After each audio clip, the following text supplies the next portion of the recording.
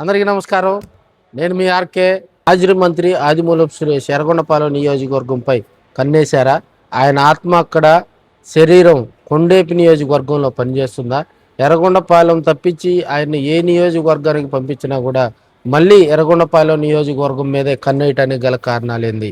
ఒక ప్రోగ్రాంకు సంబంధించి ఎమ్మెల్యే వర్గీయులు ఒక పక్క ఫ్లెక్సీలు ఏర్పాటు చేసుకుంటే, మరోవైపు సురేష్ వర్గం ఫ్లెక్సీలు ఏర్పాటు చేసుకోవటం, ఎమ్మెల్యే తాటిపర్తి చంద్రశేఖర్ వర్గం అయితే దీనిపై అసంతృప్తి వ్యక్తం చేస్తున్నారు. దీనిపై అధిష్టానానికి ఫిర్యాదు చేస్తామని వారైతే గుర్రుగా ఉన్నటువంటి పరిస్థితులు.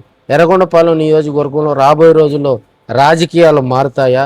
మరి రెండో పులివెందులుగా చెప్పుకునే ఎర్రగొండపాలెం కాన్స్టిట్యున్సీలో ఎలాంటి మార్పులు జరుగుతాయి? దివంగత నేత వైఎస్ రాజశేఖర రెడ్డి జయంతి సందర్భంగా ఎర్రగొండపాలెం నియోజకవర్గంలో ఎమ్మెల్యే ప్రోగ్రాంకు సంబంధించి కొన్ని ఫ్లెక్సీలు వెలిసాయి. మాజీ మంత్రి, మాజీ ఎమ్మెల్యే ఆదిమూలపు సురేష్కు సంబంధించి కొన్ని ఫ్లెక్సీలు ఎర్రగొండపాలెం నియోజకవర్గంలో రాత్రికి రాత్రి తణుక్కును మెరిశాయని కూడా మనం చెప్పుకోవచ్చు. అసలు ఏం జరుగుతుంది ఎర్రగొండపాలెం నియోజకవర్గంలో? ఎమ్మెల్యేగా, వైసీపీ ఎమ్మెల్యేగా ఆదిమూలపు సురేష్ గారు గతంలో పనిచేశారు. ప్రస్తుతం అక్కడ సిట్టింగ్ ఎమ్మెల్యేగా ప్రస్తుతం తాటిపర్తి చంద్రశేఖర్ గారు కొనసాగుతూ ఉన్నారు.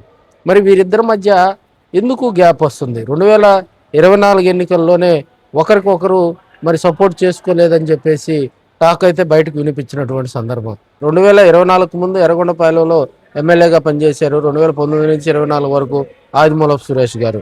కేవలం ఎన్నికలకు ముందు ఒక 5 నెలల ముందు మాత్రమే మరి తాడిపత్రి చంద్రశేఖర్ గారిని అక్కడ ఇన్ఛార్జిగా నియమింప చేసుకున్నారు. అక్కడ ఆయన సక్సెస్ అయ్యారు. 2024లో ప్రజలు ఆశీర్వదించారు. ప్రస్తుతం ఆయన ఎమ్మెల్యేగా కొనసాగుతూ ఉన్నారు. అయితే ఎమ్మెల్యేగా 2024లో తాడిపత్రి చంద్రశేఖర్ గెలిచిన దగ్గర నుంచి కూడా ఆదిమూలపు సురేష్ వర్గం టార్గెట్ చేయడం జరుగుతుంది. ప్రతి కార్యక్రమంలో ఏదన్నా ఎమ్మెల్యే వర్గీయులు ఏదైనా ఒక కార్యక్రమం గ్రాండ్గా చేయాలంటే అదే కార్యక్రమాన్ని బూచిగా చూపి ఫ్లెక్సీలు ఏర్పాటు చేసుకోవటం రాజకీయంగా చర్చ నడుస్తుంది. మరి ఎర్రగొండపాలెం రాజకీయాల్లో వైసీపీలోనే 2 గ్రూపులు ఉండడానికి గల కారణం ఏంది? మరోవైపు చూసినట్లయితే తెలుగుదేశం పార్టీ ఇన్ఛార్జిగా కూడా అక్కడ ఎర్రగొండపాలెం కాన్స్టిట్యున్సీకి సంబంధించి ఎరిక్షన్ బాబు అక్కడ కొనసాగుతూ ఉన్నారు. ప్రస్తుతం వైసీపీకి ఆది నుంచి కూడా ఒక పట్టున్న కాన్స్టిట్యున్సీగా ఎర్రగొండపాలెం నియోజకవర్గం. 9లో అక్కడ ఆదిమూలపు సురేష్ గారు కాంగ్రెస్ పార్టీ తరపున ఎమ్మెల్యే. 2014లో వైఎస్ఆర్సీపీ ఆవిర్భవించిన తర్వాత జరిగినప్పుడు 2014లో ఎన్నికలు జరిగినప్పుడు మరి అక్కడ డేవిడ్ రాజు గారు వైసీపీ తరపున పోటీ చేసి గెలుపొందడం జరిగింది. మళ్ళీ 2019కి వచ్చేసరికి మళ్ళీ ఆదిమూలపు సురేష్ గారు రీఎంట్రీ ఇచ్చారు. 2019లో వైసీపీ వేవులో ఆదిమూలపు సురేష్ గారు ఎర్రగొండపాలెం నియోజకవర్గంలో ఎమ్మెల్యేగా గెలుపొందడం జరిగింది.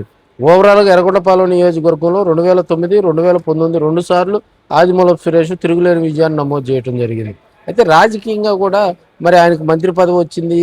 జగన్మోహన్ రెడ్డి గారు ఫుల్ టైం మంత్రిగా పనిచేయించుకున్నారు.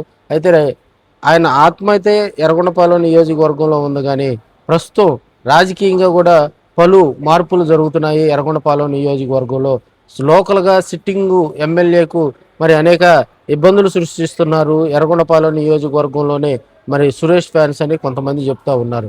రాజకీయంగా మనం దగ్గరగా చూసినట్లయితే అటు తాడిపర్తి వర్గంలో ఉన్నటువంటి కొంతమంది మరి సురేష్ వర్గంలో చేరారనే టాక్ అనిపిస్తూ ఉంది. ప్రోగ్రాం ఒకటైనప్పుడు ఫ్లెక్సీలు వేరుగా వేయటం రాజకీయంగా చర్చ నడుస్తుందని మనం తెలియజేసుకోవచ్చు.